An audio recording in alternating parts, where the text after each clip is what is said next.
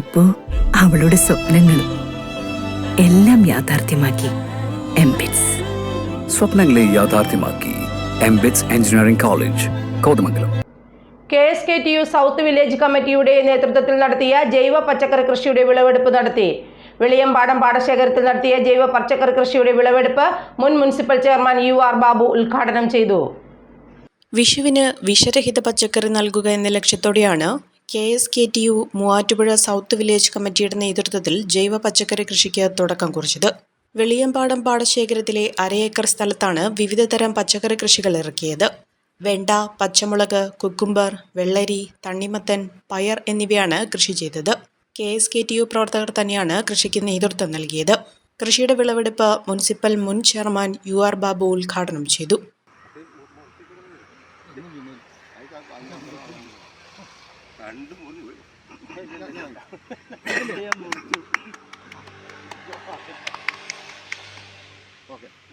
വിളവെടുത്ത പച്ചക്കറികൾ പാടശേഖരത്തിൽ വെച്ച് തന്നെ വിറ്റഴിച്ചു.